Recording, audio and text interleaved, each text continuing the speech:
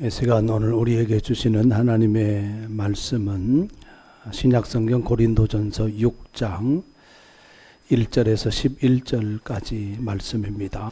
너희 중에 누가 다른 이와 더불어 다툼이 있는데 구태여 불의한 자들 앞에서 고발하고 성도 앞에서 하지 아니하느냐.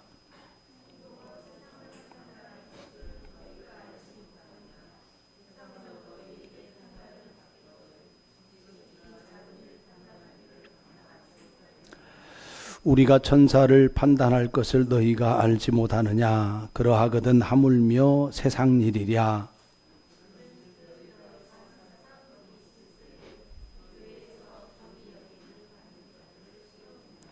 내가 너희를 부끄럽게 하려 하여 이 말을 하노니 너희 가운데 그 형제 간의 일을 판단할 만한 지혜 있는 자가 이같이 하나도 없느냐.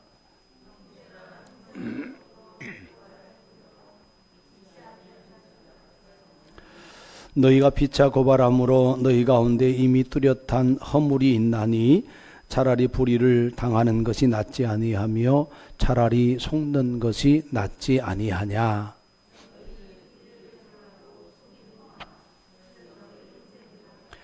불의한 자가 하나님의 나라를 유업으로 받지 못할 줄을 알지 못하느냐. 미혹을 받지 말라. 음행하는 자나 우상 숭배하는 자나 간음하는 자나 탐색하는 자나 남색하는 자나 도적이나 탐욕을 부리는 자나 술 취하는 자나 모욕하는 자나 속여 빼앗는 자들은 하나님의 나라를 유업으로 받지 못하리라.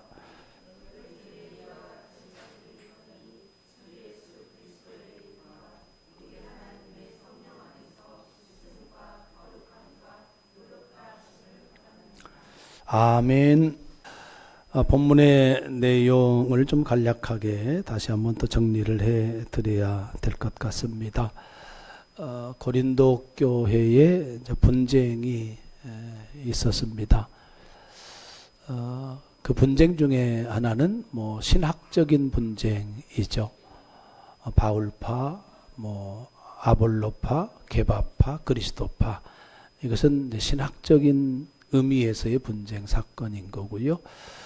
이제 6장에서 나오는 이 분쟁은 세상의 일에 관한 것, 세상 사건, 세상 일 이렇게 표현되고 있는데 이 세상 일, 세상 사건은 형사 사건이 아니고 민사적인 문제. 다시 말하면 우리가 살아가는 데에 그 일상 생활에 관련된 문제. 그렇게 되어집니다. 그러한 부분에 있어서 이제 교인 간의 갈등이 있었어요. 그 교인 간의 갈등을 교회 안에서 해결하는 것이 아니고 세상 법정으로 가지고 가서 소송을 이제 제기를 한 것 때문에 이제 사도 바울이 권면을 하고 있는 거고, 또 교회 안에 믿음이 성숙하지 아니하는 세상 지식은 있고 또 세상에서 학문이 있고 또 세상에서 지위는 있지만 신앙이 미숙한 사람들에게 이 일을 또 맡겼단 말이에요. 그래서 그러한 부분들에 대해서 잘못됐다 라고 책망하면서 또 권면하고 있는 그 말씀이 이제 오늘 본문에 우리 함께 읽은 그런 말씀입니다. 이 본문을 가지고 지난번에 한번 말씀을 좀 드렸었는데요. 이 본문 속에서 세상 법정에 고소하지 말아야 할 이유를 몇 가지 좀 말씀을 드렸었는데, 그 첫 번째가 뭐냐면 성도가 세상을 판단할 위치에 있다. 그러니까 성도가 불신자를 판단할 위치에 있는데 오히려 불신자 앞에서 판단을 받는 것이다. 그러니 그건 합당하지 않다. 이런 취지에서 세상 법정에 고소하지 말아라. 이렇게 말씀을 하고 있는 거고, 두 번째는 뭐냐면 하나님께서 나중에 이제 세상을 심판할 때가 오잖아요. 그럴 때에는 하나님께서 세상을 심판하는 척도가 되는 것이 성도다. 성도를 기준으로 해서 세상을 판단할 것인데, 그런 성도가 세상을 판단할 척도가 되는데 세상의 그 판단을 받는 것은 합당하지 않다라고 하는 거고요. 마지막 세 번째는 뭐였냐면 세상과 천사도 이미 성도들이 판단할 능력이 있는 거다. 너희 안에 능력이 있다. 그 말이에요. 그러니 그 작은 일 너희 안에서 해결하라. 뭐 그런 뜻입니다. 뭐 무슨 말씀이냐면 이미 교회 안에 분쟁을 판단할 능력 그것을 가지고 있다. 그러니 굳이 세상 법정에 왜 고소를 했느냐라고 하면서 책망하고 권면하고 있다 하는 말씀을 이제 지난번에 좀 드렸었습니다. 오늘 말씀의 초점은 이제 7절 이하부터 11절까지의 말씀 중심으로 말씀을 드릴 텐데요. 바울은 이제 피해자에 대해서 권면을 하고 또 가해자에 대해서 이제 권면을 하고 있어요. 그러면서 궁극적으로 하고 싶은 말이 있는데 뭐냐면 성도로서 즉 크리스찬으로서 하나님 나라를 상속받을 그것 하나님 나라 상속을 소망하면서 살아야 된다. 이 말씀을 사도 바울이 고린도 교회의 권면의 말씀으로 하고 있다 하는 겁니다. 그래서 오늘 우리도 이 세상에 많은 일들을 겪으면서 살아가요. 굳이 분쟁이 아니더라도 우리의 일상의 삶 속에서 우리가 무엇을 소망 삼아서 살아야 되느냐라고 했을 때 하나님 나라 상속을 소망해야 된다 라고 하는 말씀이 되어지는 겁니다. 그래서 이 말씀을 주제로 해서 함께 주의 말씀을 통해 은혜를 나누고자 합니다. 먼저 7절 말씀 한번 보겠습니다. 너희가 피차 고발함으로 너희 가운데 이미 뚜렷한 허물이 있나니 차라리 불의를 당하는 것이 낫지 아니하며 차라리 속는 것이 낫지 아니하냐 이렇게 말씀을 해요. 자, 이 질문은 누구한테 하는 질문 같아요? 차라리 불의를 당해라. 차라리 속아라. 이 말은 가해자에게 하는 말이에요? 아니면은 피해자에게 하는 질문이에요? 피해자에게 하는 질문이 되죠? 차라리 불의를 당하는 것이 낫다. 차라리 속는 것이 낫다. 형제를 고발하는 것보다 어떻게 하라고요? 교회 안에서 차라리 손해를 봐라. 그런 취지로 이야기를 하고 있는 거예요. 한 가지 그 단어에 대한 부분을 좀 생각을 해야 될 게 있어요. 그게 뭐냐면 허물이라고 하는 단어예요. 허물. 너희가 피차 고발함으로 너희 가운데 이미 뚜렷한 뭐가 있다. 허물이 있다. 그렇게 말씀하잖아요. 근데 이 허물을 정확하게 번역을 하면 뭘로 번역이 되냐면 실패로 번역이 돼요. 그러니까 허물을 실패로 이해를 하면 됩니다. 그러니까 성도 간의 갈등이 있어서 분쟁의 요소가 있어서 세상 법정에 소송을 제기를 했어요. 그러면 소송 당사자가 이미 뭐 한 거다? 실패한 거다. 그렇게 사도 바울은 이야기를 하고 있는 겁니다. 자, 그러면 소송 결과는 어떻게 나오겠죠? 그렇죠? 소송 결과는 분명하게 나올 거예요. 어떤 원고가 뭡니까 승소할지 아니면 피고가 또 이길지는 모르지만 분명하게 결과는 나와요. 그런데 결과에 상관없이 이미 너희는 다 뭐한 자다, 실패한 자다라고 하는 거예요. 그래서 여러분 성도 간의 분쟁은 이기는 사람이 있어요, 없어요? 이기는 사람이 없어요. 둘 다 지는 거예요. 그것을 우리가 먼저 알아야 합니다. 제가 전에 여기 오기 전에 시청 앞에 건물 임대해서 사용을 했지 않습니까? 거기에서 4년 살았거든요. 4년 살았는데 거기를 정리하고 이곳으로 이렇게 이전하게 되어지는데 그 건물주가 모교의 집사님이세요. 근데 이제 나오게 되면 그 건물에 대해서 제가 사용한 부분에 대해서 원상 복구를 해주고 나와야 되잖아요. 그래서 이제 그것을 해주는데 과도하게 요구를 하는 거예요. 제가 손을 댄 부분은 당연히 제가 해드려야 되죠. 그런데 예를 들어서 바닥 타일 있지 않습니까? 바닥 타일은 소모품이기 때문에 그것은 원상 복구의 대상이 안 된다고 하더라고요. 근데 그 바닥 타일을 깔아달라고 해요. 그 다음에 뭘 또 요구하냐면 그 페인트 칠까지 다 해달라고 그래요. 그래서 페인트 칠이나 또 바닥 타일은 원상 복구의 대상이 아니래요. 그러니까 그거 안 해준다고 보증금을 안 빼주는 거예요. 이게 기가 막힐 노릇이죠. 그래서 막 머리끝까지 막 제 화가 막 이 머리끝까지 막 이렇게 올라오는 거예요. 어떻게 그럴 수 있냐고. 그래서 생각을 해봤어요. 소송을 해버릴까. 소송을 하면 어떻게 되겠어요? 당연히 제가 이기겠죠. 근데 그 경제적인 손실이 몇백만 원 들어가거든요. 아주 작은 교회에서 이곳으로 이전하는데 그 이전하고 여기 인테리어하고 뭐 하는데 비용도 별로 없는데 그것마저 막히니까 막막한 거죠, 사실은. 화돈하고 인간적으로 화돈하고 더군다나 그 사람이 믿는 사람이고 또 집사고 그러니 참 이게. 근데 결론적으로는 어떻게 했냐면 다 해주고 나왔어요. 바닥 타일도 다 깔아주고 우리 목사님들 친구 동료 목사님들 불러서 페인트 칠 싹 다 해주고 그렇게 나왔어요. 근데 이유는 단 한 가지예요. 뭐겠어요?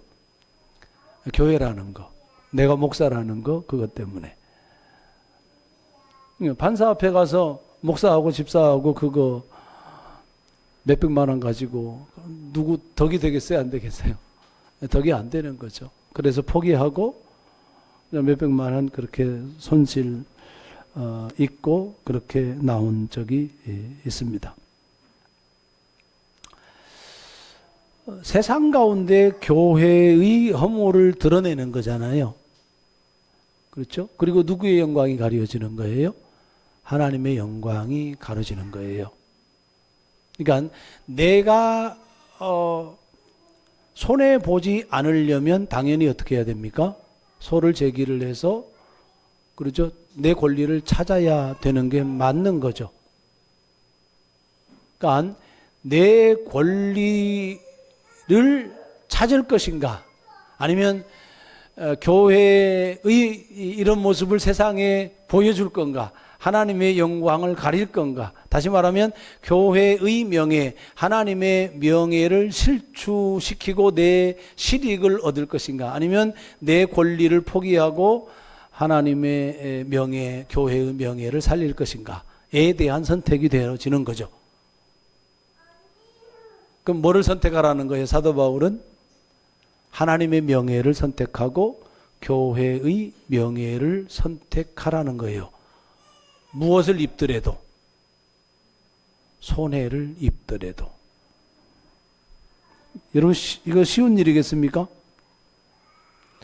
여러분, 물질적인 손해라고 생각을 하고 여러분들 상호 간에 예를 들어서 1억 원을 가지고 분쟁 소송을 해요.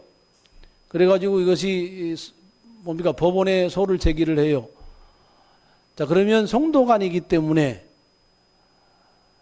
판사 앞에서 판결을 받는 거잖아요. 그러면 그 누군가는 이기겠죠. 그래서 1억 원을 손해를 안 봤어. 그런데 누구는 욕 먹어요? 하나님은 욕을 먹는 거고 교회는 욕을 먹는 거죠. 그래서 뭘 지켜라? 하나님의 명예를 지키고 교회의 명예를 지키는 것이 더 크다는 이야기예요.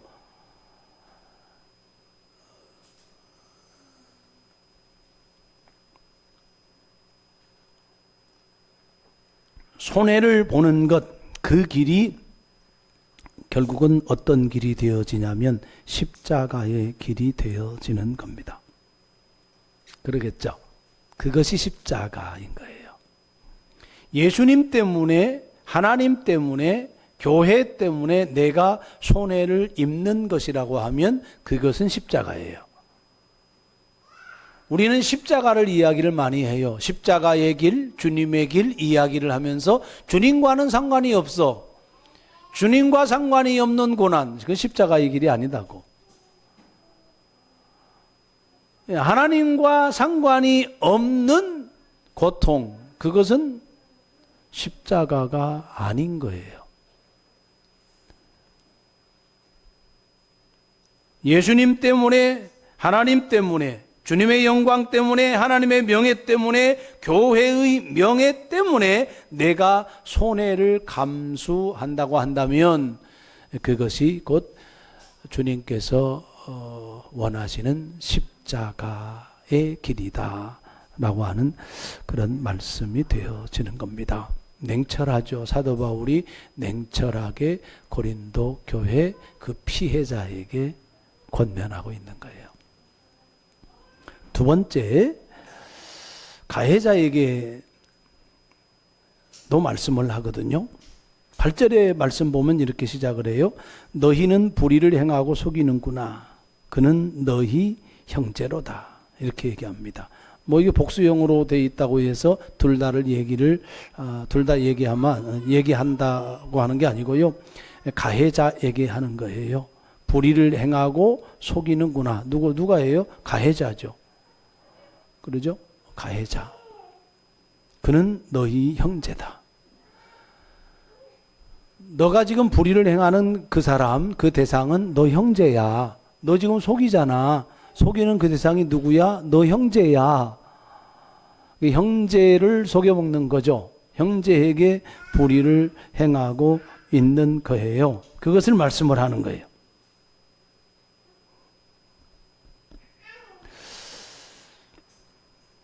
제가 목요일 부목사 때 이런 일이 있었어요. 어떤 분이 교회에 새신자로 왔어요. 집사님이셨는데 집사님 부부였습니다.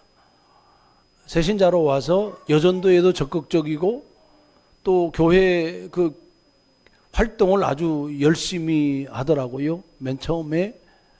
그래가지고 얼마나 적극적이고 그런 사람이냐면 금세 사람을 사귀더라고요.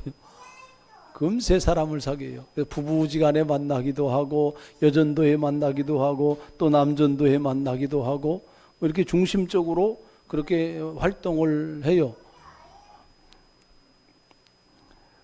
그러는 차에 이분이 어떤 사업을 한다고 하면서 투자 요청을 한 거예요. 근데 성도들이 투자 요청을 받고 투자를 했겠어요, 안 했겠어요? 네? 투자를 했어요. 10억이 넘었어요. 그 액수가 10억이 넘었어요. 그 결국은 어떻게 됐을까? 결과는 사기였거든요. 생각을 해봅니다. 왜 교인들을 대상으로 그런 사기 행각을 벌일까? 라고 했을 때 이런 생각이 있을 수 있겠다 싶어요. 교인이니까, 믿는 사람이니까 설마 고소하지 않겠지. 에? 설마 고소하지 않겠지. 이런 거예요. 실제로 그 교회 피해자들이 이 사람을 형사 고소를 안 했어요.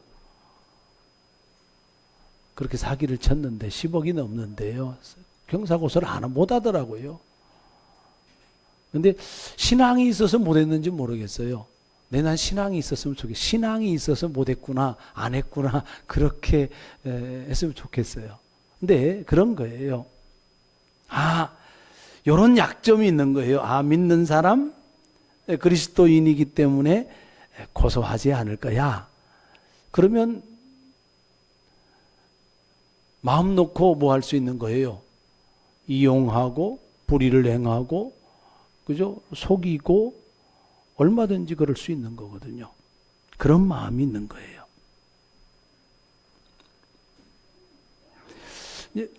고린도 교회 이 가해자가 그런 마음인 줄은 뭐 본문에 언급되지 않지만 우리가 충분히 그렇게 생각할 수 있고 교회 내에서 그런 일들이 사실은 비일비재하게 일어나요. 순천 지역에 광주 지역에 기아 무슨 회사 있잖아요. 광주에 거기에 취업 사기가 있었습니다. 몇 년 전에 목사님들 자녀를 대상으로. 그래서 취업 준비하고 있는 그 목사님들에게 직접 전화를 했어요. 비밀로 해라. 이런 좋은 기회가 있다. 그래가지고 서류 준비하고 뭐하고 1인당 2천만 원, 3천만 원. 어떤 목사님은 아들이 3명이에요. 다 넣었어요. 다 넣었어요.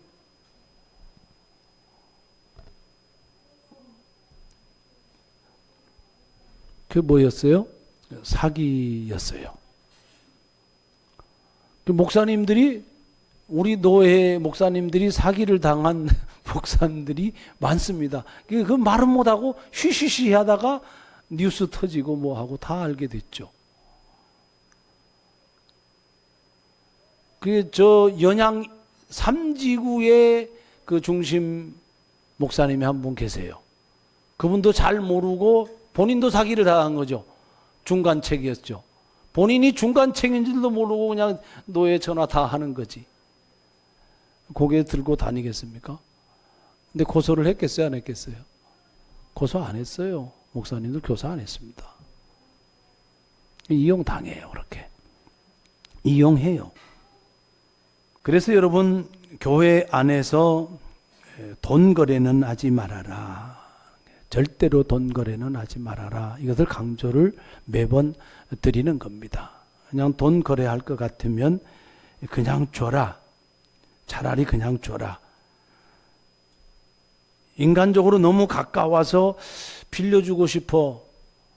근데 빌려주지 말아라 그래도. 돈이 없으니까 돈을 빌리는 거잖아요. 한 달 후에 줄게. 지금 없는데 한 달 후에 어떻게 있겠어. 말도 안 되는 거잖아요. 지금 없는데 어떻게 한 달 후에 돈이 생기냐고. 그 거짓말이지. 거짓말일 가능성이 99.9%예요. 어디에서 돈이 나오는데 그거 나오면 줄게. 그거 나오면 그때 해결하면 되잖아. 본인이 한 달 후에. 그렇잖아요. 없는 거예요. 속지 말아야 되는 거예요. 속는 사람이 미련한 거지. 그럴 때는 정인간적으로 그럴 때는 뭐예요? 내가 당신에게 줄 그만한 돈은 없습니다. 대신에 내가 내 마음을 좀 표현하고 싶으니 받아주겠습니까? 그래서 예를 들어서 1억을 요구한다 그러면 내가 100만 원은 드릴 수 있어요. 그냥 그렇게 드리세요. 그게 나아요. 그게 나아요. 사도 바울이 이 가해자에 대하여서 이야기를 할 때 단순히 이 어떤 죄목 하나를 언급하는 것이 아니고요. 그 죄목을 몇 가지를 언급을 하냐면 10가지를 언급을 해요. 9절 말씀, 10절 말씀이 그 말씀이에요. 음행하는 자, 우상숭배하는 자, 간음하는 자, 탐색하는 자, 남색하는 자, 도적, 탐욕을 부리는 자, 술 취하는 자, 모욕하는 자, 속여 빼앗는 자. 10가지의 죄목을 이야기를 해요. 그러면 뭐예요? 요 분쟁의 내용에서 더 어떻게 된 겁니까? 확장되어진 거죠. 이야기가 확장되어진 거예요. 사도 바울이 기본적으로 하고 싶은 이야기가 있는 거예요. 분쟁의 사건을 통하여서 사도 바울이 궁극적으로 하고 싶은 말이 있는 거예요. 이 땅에서 살아가는 사람들은 우상을 숭배하고 간음하고 탐색하고 남색하고 도적질하고 탐욕 부리고 술 취하고 모욕하고 속여 빼앗는 삶을 살아간다라는 이야기예요. 근데 그런 사람들은 뭘 유업으로 받지 못한다?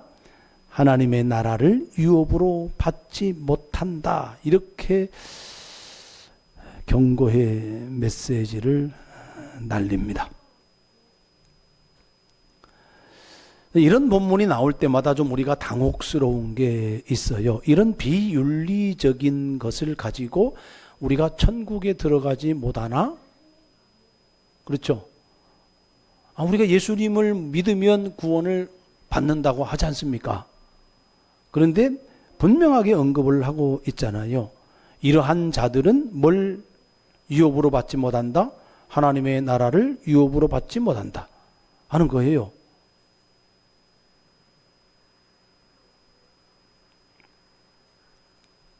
이게 생각해 봐야 될 지점이에요. 자, 먼저 11절 말씀을 읽어보고 그 다음 말씀을 드리겠습니다. 너희 중에 이와 같은 자들이 있더니 주 예수 그리스도의 이름과 우리 하나님의 성령 안에서 씻음과 거룩함과 의롭다 하심을 받았느니라. 이렇게 말씀을 해요. 고린도 교회 안에 이런 사람들이 있었는데 주 예수 그리스도의 이름과 우리 하나님의 성령 안에서 결국은 뭘 받았다는 거예요? 구원받았다 그 말인 거잖아요. 이러한 10가지 죄목 안에 있었던 그런 사람들이 있었는데 어떻게 된 사람이 또 있는 거예요? 회개한 사람이 있구나 그 말인 거잖아요. 그 말이에요.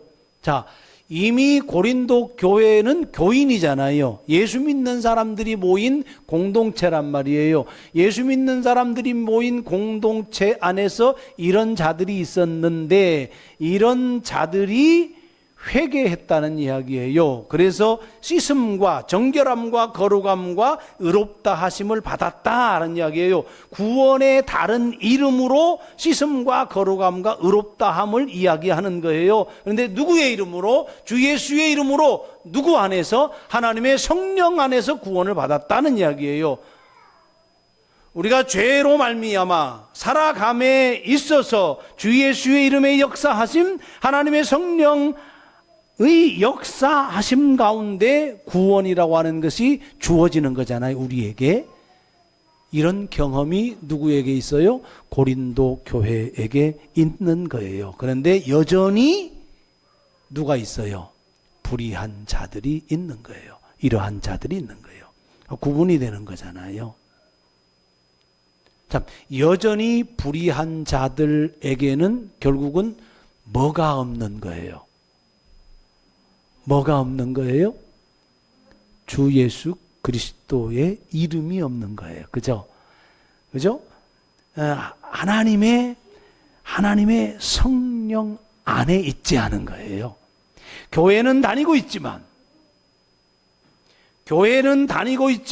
불의한 자들이 있는데 이들은 주 예수의 이름이 없고 하나님의 성령 안에도 있지 아니하다. 그러므로 무엇을 유업으로 받지 못한다. 하나님의 나라를 유업으로 받지 못한다. 라고 하는 그런 말씀이 되어지는 겁니다.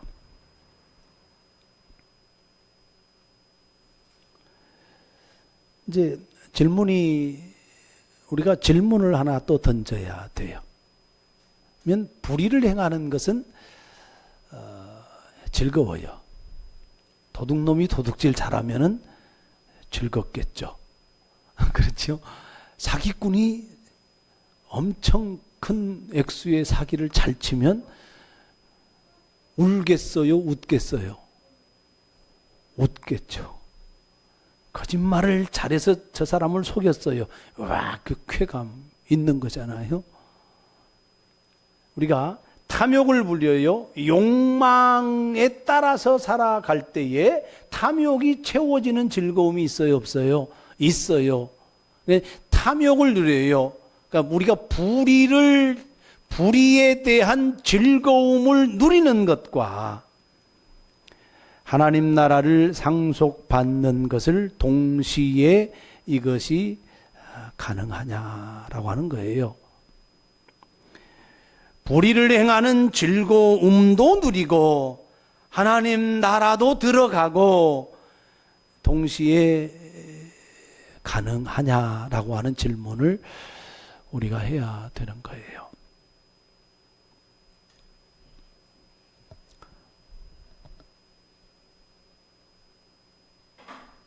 여러분, 우리가 교회를 다니면서 크리스찬으로 살아가면서 불의를 행하는 이유가 근본적으로 어디에 있느냐라고 했을 때 그래도 괜찮아. 그잖아요. 그래도 괜찮아. 뭐 이 정도쯤이야. 뭐 한두 번인데 뭘. 이런 부분들이 많이 작용을 해요.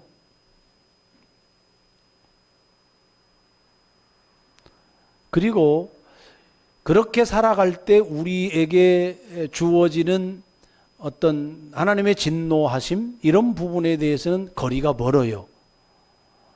그렇기 때문에 하나님의 마음, 하나님의 진노, 하나님의 아픔, 하나님의 눈물 이러한 부분들이 우리가 잘 느끼질 못하며 살아가는 거예요. 가끔은 괜찮아. 이것이 만연해지고 있는 거죠.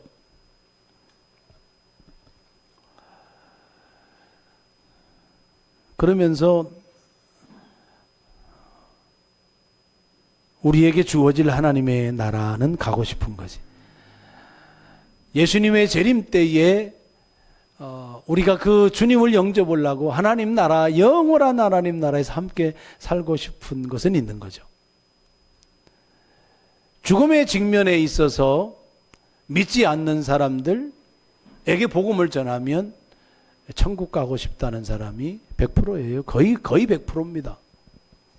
거의 100%예요.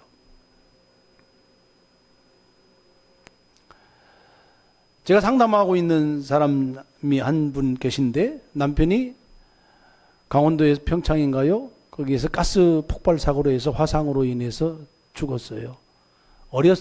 모태신앙이에요. 모태신앙. 근데 결혼 이후에 단 한 번도 교회 간 적이 없어요. 화상을 입고 며칠을 살았냐면 90% 화상이래요. 며칠을 더 살았냐면 48일을 더 살은 거예요.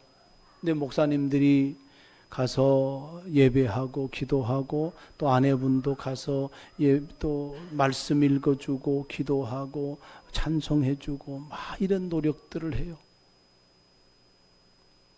왜 그럴까요? 하나님 나라에 대한 소망 때문에 그런 거잖아요. 그것이 우리 인간이 갖는 마음이에요. 그러면서 그 아내분이 천국이 있다라고 하는 것을 믿는데 과연 내 남편이 천국에 있을까? 라고 하는 부분에 대해서 확신이 없어라 하더라고요. 그래서 제가 무슨 말씀을 하냐면 90% 화상이면 3, 4일이면 죽는데요. 근데 48일을 버틴 거잖아요. 48일에 대한 의미를 한번 생각을 해보자. 왜 그런 시간이 주어졌는가? 남편에게, 아내에게, 목사님들에게 왜 그런 시간이 주어졌는지 한번 생각을 해보고 본인이 천국이 있냐 없냐, 남편이 천국에 가 있냐 가 있지 않느냐 이것을 좀 생각을 해봤으면 좋겠다. 성경적으로 답은 내가 줄 수 없다. 천국에 갔습니다. 아니면 천국에 못 갔습니다. 이건 내가 감히 말을 할 수 없다. 그건 하나님의 영역이기 때문에 내가 어떻게 할 수 없지만 그 시간의 의미만으로도 우리는 생각할 지점이 많다. 왜 하나님이 사실 귀만 살아있는 거잖아요. 그 정도면은. 호흡 조금 하고 귀만 살아있는 거죠. 그 시간 속에서 복음을 증언하게 하고 기도하게 하고 찬송하게 했을까? 하나님의 마음으로 보면 그 죽어가는 육신의 생명이 꺼져가는 그 속에서도 하나님은 그 영혼을 건지기 위한 몸부림을 하는 거잖아요. 그렇죠? 그럼 하나님의 마음이 누구를 통해서 전달이 돼요? 아내를 통해서, 목사님들을 통해서 전달이 되는 거죠. 그건 하나님의 마음이에요. 48시간 그 시간이라고 하는 것이 한 영혼을 구원하기 위한 하나님의 그 뜨거운 열정, 그것이 담겨져 있는 게 아니냐, 그런 식으로 말씀드렸어요. 그러니까 하나님 나라를 소망을 해요, 다. 근데 우리는 지금 교회를 다니잖아요. 예수를 믿고 이 교회를 다닌단 말입니다. 하나님 나라에 대한 소망을 가지고 살아가냐, 그런 거죠. 하나님 나라에 대한 소망을 가지고 살아간다면 우리는 두 가지 길 중에 어떤 길을 선택해야 될지는 자명한 거죠. 한 가지 길은 생명의 길이 있고 또 다른 한 가지의 길은 사망의 길이 있는 겁니다. 이 두 길을 동시에 걸을 수는 없어요. 사망의 길을 걸어가든지 생명의 길을 걸어가든지 한 길을 걸어가야 됩니다. 우리의 오감의 만족과 물질의 풍요와 즐거움을 누리며 살면 영적인 일과 하나님의 나라는 점점 멀어지게 되네요. 하지만 세상 일 가운데서 손해를 보면서 살지라도 예수 그리스도의 이름과 하나님의 성령 안에서 정결함과 거룩함과 의로운 삶을 살아가면 하나님의 나라를 상속받게 되어집니다. 하나님 나라의 상속을 소망하며 살아야 합니다. 육신의 정욕, 안목의 정욕, 이생의 자랑은 세상으로부터 우리 그리스도인들을 끊임없이 미혹합니다. 주 예수의 이름으로 하나님의 성령 안에서 이러한 세상의 불의를 버리고 하나님 나라 상속을 소망하며 거룩한 존재로, 또 의로운 존재로, 또 정결한 존재로 그런 믿음의 삶을 살아내기를 주의 이름으로 축복합니다. 기도합니다. 하나님 아버지, 작은 세상의 일을 형제간에 그렇게 다투고 불의를 행하는 모습 속에서 사도 바울이 진정으로 해주고 싶은 말, 하나님의 나라가 있다. 그러니 주 예수의 이름 안에서 하나님의 성령 안에서 살아라. 그 나라를 소망하며 불의를 버리고 살아라 말씀하십니다. 우리가 생명의 길과 사망의 길을 동시에 걸을 수 없음을 압니다.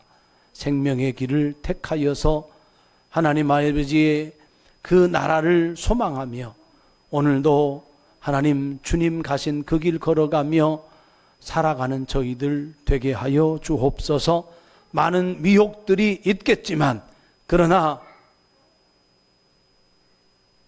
하나님 나라를 소망하는 그 믿음으로 그 미혹 이기며 살아갈 수 있는 우리 모두가 되어지게 하여 주옵소서. 감사드리며 예수님의 이름으로 기도하옵나이다. 아멘.